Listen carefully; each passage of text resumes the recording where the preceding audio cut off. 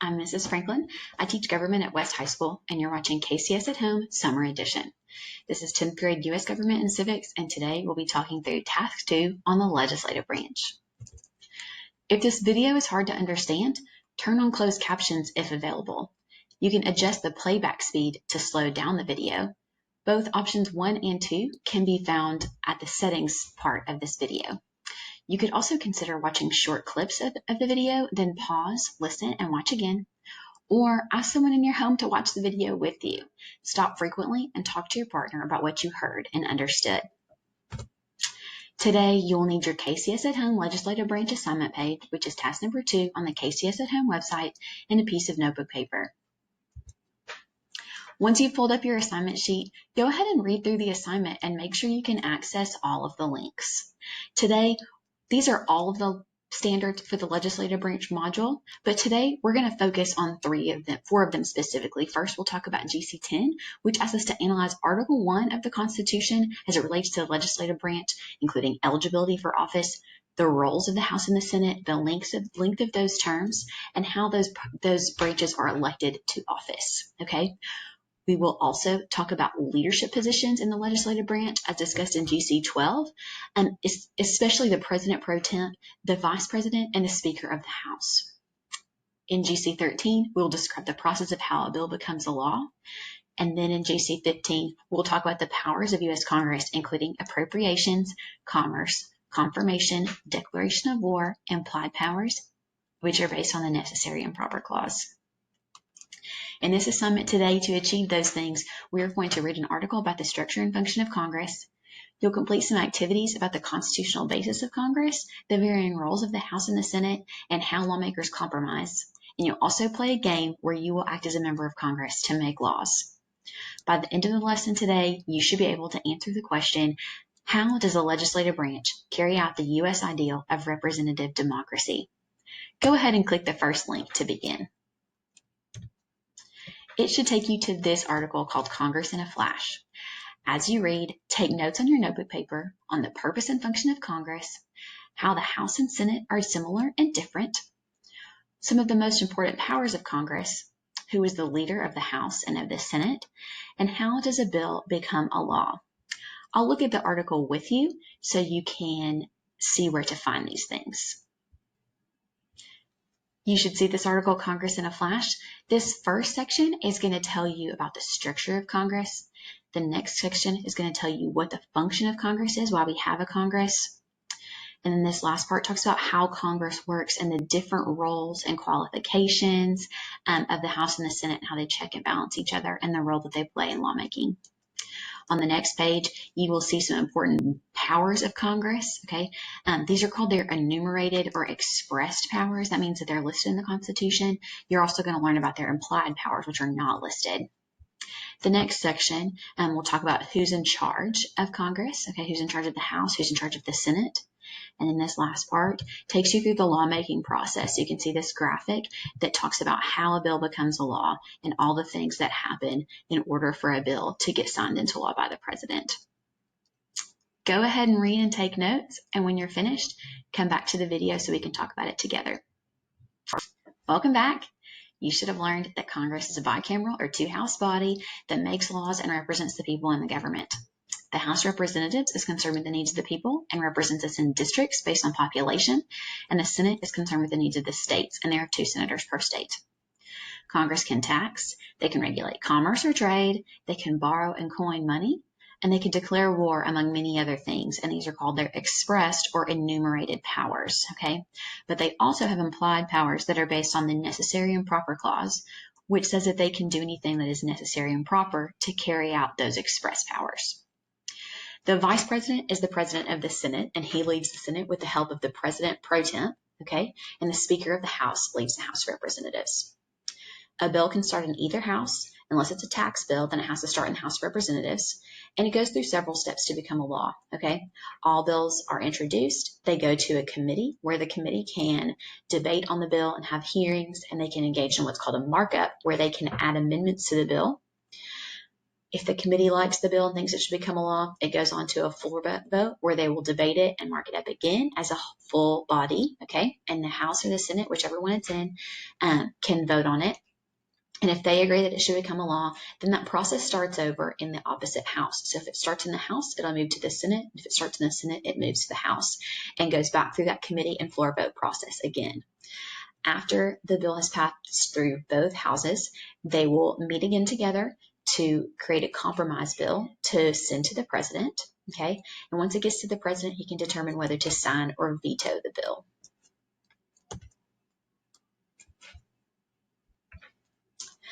After you've read the article and taken notes, you can click on the next link to apply your new knowledge. You should see this activity, also called Congress in a Flash, and to complete it, you can either print it out, write your answers on your notebook paper, or you can download the attachment and type your responses into the PDF. I'll go through it with you to help you with directions. You should find this activity. The first part is going to ask you to help fill in the blanks of the Constitution. So you're going to need to have either the Constitution handy or just keep open that article that we just read to be able to fill out the sections, okay? It's going to ask you to fill in the blanks in Section 2, Section 3, and then Section 5, and we'll talk about all of these after you're finished. The next page is going to ask you to sort these powers and roles into whether they're completed by the House of Representatives in this circle, the Senate in this circle, or you can put the ones that are conducted by both bodies here in the middle. And then the last part shows you two bills, okay? Both of these bills are about the same topic, but they had some differences when they passed through the House and the Senate. So what you're going to do is you are going to write two compromises that could be made and write them in this section. And then you're going to support your response to which chamber would support the compromise the most, or would they both support them with evidence in this section down here. Go ahead and pause the video to complete these assignments, and when you're finished, come back and we'll go over them together. Now that you're finished with the Congress in a Flash activities, we can talk about them together. You can either pause this video to check your answers, or just hang out and I'll go over them with you. The first section asked us to help the historian and fill in the blanks in the Constitution, okay? Number 1 asked us which chamber of Congress Section 2 is talking about, and we should have known that this is the House of Representatives, okay? Number 2, right here it says no person shall be a, and we should have understood that as representative, okay? Who shall have not attained the age of. Number 3 asks about how old you have to be a representative in the House, which would be 25. Number 4 asks us you have to be 7 years of what, and that means a U.S. citizen. You have to be a citizen for 7 years to be in the House of Representatives. And then the last part, it asks you to translate it into more simple language, and it says you have to be an inhabitant of the state in which he shall be chosen, okay? And then it really means you must live in the state that you represent. The next part asks us to talk about Section 3 of Article 1. And Section 3 of Article 1, you had two parts. In number 1, it says which chamber of Congress is Section 3 talking about? And it says the Senate, okay? And then the second part was B. It says what is this role called? And if you're a member of the Senate, then you're a senator. You have to be 30 years old to serve in the Senate, and you have to be a citizen for 9 years, okay? Of the assignment, you had to talk about who makes the rules in the House of the Senate. And you should have learned from this section that they both make their own rules. And then there's a challenge question here to test get a little math in here. And it says that if the Senate wants to expel a member, how many senators have to agree? Okay. And then it says down here, for punish members for disorderly behavior, and with the concurrence of 2/3, expel a member. So we had to determine that the Senate has 100 members because there are 2 per state. We have 50 states. So 2/3 of 100 is 67 senators required to expel a member. On the other side of that page, you had to sort the powers or roles into their respective house, okay? So A says members represent an entire state, and we should have known that that is the Senate. B says bills about taxes and money must start here. We should have put that over here in the House of Representatives. C says that they approve presidential appointments. That is going to be in the Senate, okay? This is appointments to cabinet positions, ambassadors, judicial branches. In my class, I always say this isn't president's doctor's appointments. They don't have to approve those. D says the members represent the citizens, and both groups do this. They both represent citizens, okay? In the House, they represent citizens in a district. In the Senate, they represent citizens in a state, but they do both represent citizens. E says that this group serves 2-year terms, and we should note that's the House of Representatives. F says they pass bills to the president to become laws, okay? And that's both of them. It takes both houses of Congress to pass a bill. Remember, we said they have to start back over. If they pass through one house, they have to start over in the other one, have to pass both to go to the president. G says there are 100 members in this chamber, and that's going to be the Senate. Remember, we said there's 2 per state. Since we have 50 states, we have 100 senators. H, we can override a presidential veto with 2/3 vote of support. That has to be both houses, okay? Both houses have to have that 2/3 in order to override a veto. I says you have to be 25 to serve in this chamber, and that's going to be the House of Representatives. J says it's led by the Vice President of the United States. That's going to be the Senate. Remember, the Vice President is the President of the Senate. And K says their leader is called the Speaker, and that's going to be the House. Remember, we have the Speaker of the House. This last section, your answers are going to vary here. There's not necessarily a correct answer, but you had to look at both of these bills about combating opioid addiction. You had to circle the parts that were the same in both, and then you had to write 2 solutions or compromises so that they could send this bill to the president to become a law. Okay, after you came up with your 2 solutions, then you should have decided which chamber would support your compromise the most, or would they both agree, and then explain your answer. And when you're explaining, remember you need to use evidence. Okay, so you should have used evidence from the bills and from your compromise to support your answer. Now we're going to play a game. Okay, the last link on the page is going to take you to a game called Lawcraft, where you're going to act as a member of Congress to make the laws. I'm going to show you this game in a second. But remember to click through the instructions before you start. And as you play, think about the following. What does a member of Congress have to do when they make laws? What do they have to think about? Is the lawmaking process quick? And why is the system set up this way? So that last link will take you to a website called Civics, which is going to take you to this game called Lawcraft.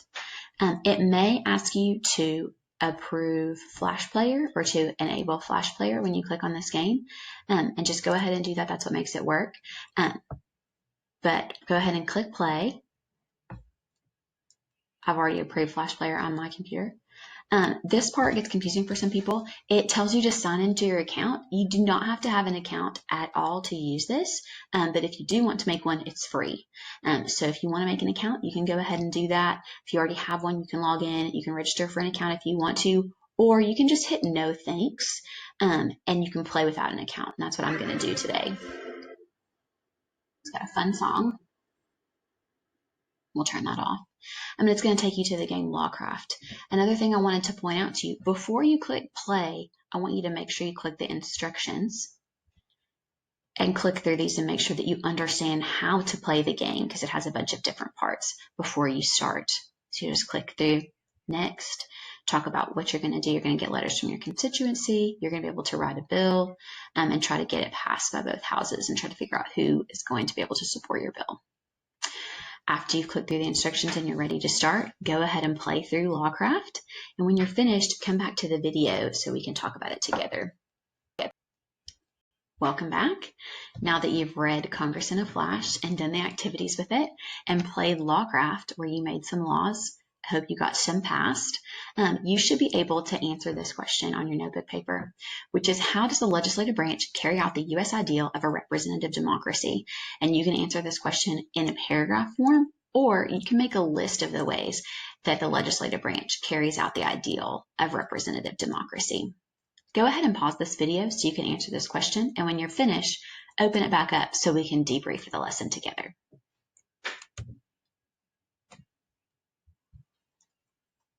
Welcome back.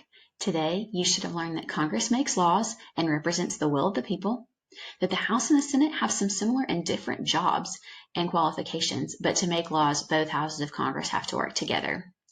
You should have learned about the leadership of both houses, that the Vice President and President Pro Tem lead the Senate, and the Speaker of the House leads the House. You should have learned that that lawmaking process is long to make sure the laws that are passed are what the people want and need, and that Congress has many powers listed in the Constitution, but they also have other implied powers. Thanks for watching KCS at Home. I hope you're all having a great summer.